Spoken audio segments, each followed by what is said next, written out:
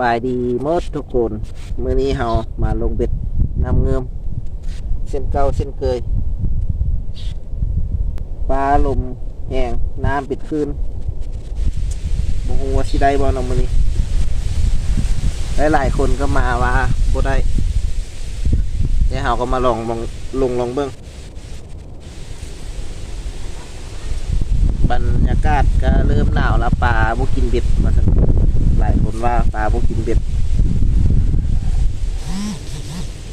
มาลุ้นน้ำกันว่าสิเป็นจังใดมาลุ้นน้ำกันมาติดตามน้ำกันว่าสิได้บ่หรือสิหำดังกลับบ้าน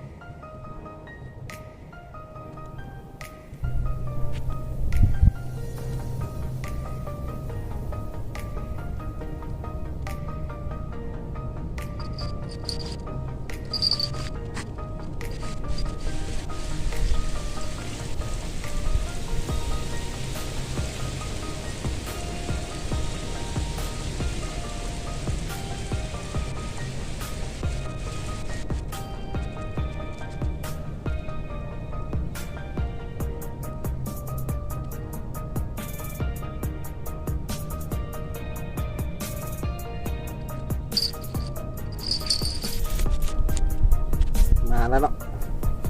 ปลาเลนไฟหลังจากลงเบ็ดไปประมาณ20 นาทีคิดว่าสิบ่กินละเบิ่งบ่สภาพอากาศตัวแรกแหกหมานปลาเลนไฟ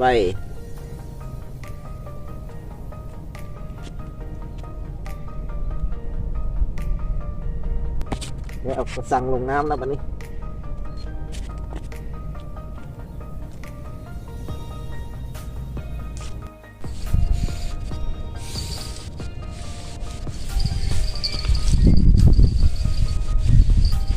ตัวที่2มาแล้วปากใส่งามอยู่ถ่ายตอนมันดึงบ่ทันดึงแหงพ้นแล้วใส่งามอยู่ปากตัวที่2มาแล้ว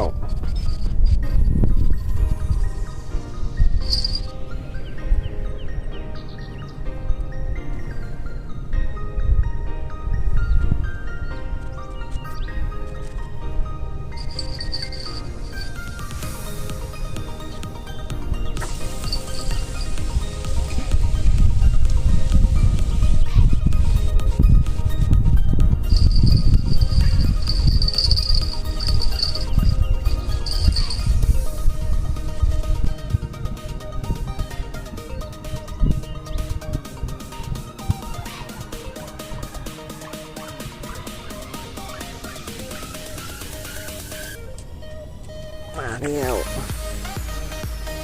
ตัวที่3ใส่ไงอยู่หรอก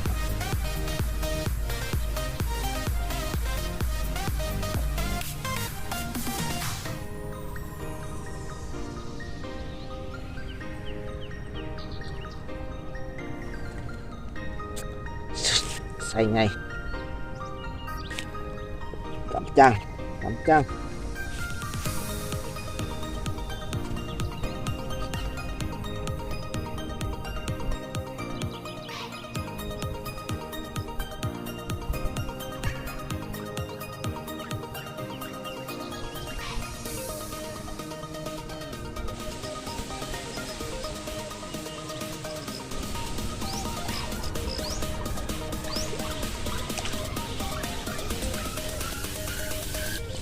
ปลาเอิ้นบ่ดึง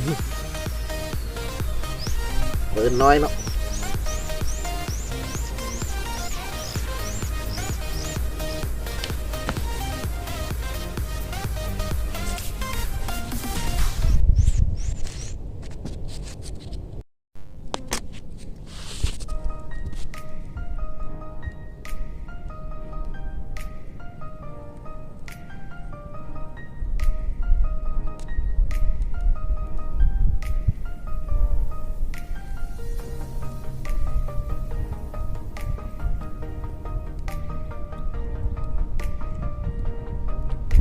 สอง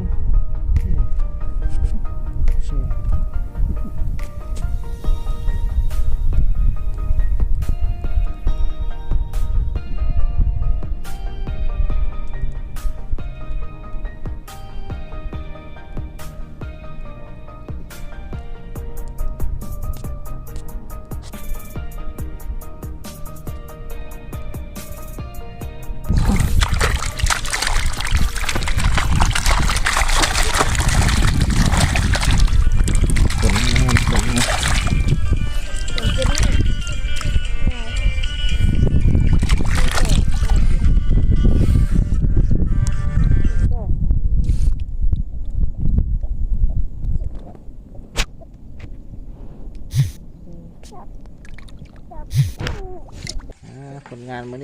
อนี้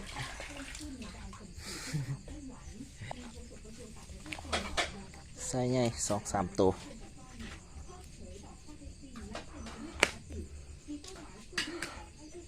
ปลาเอิ้น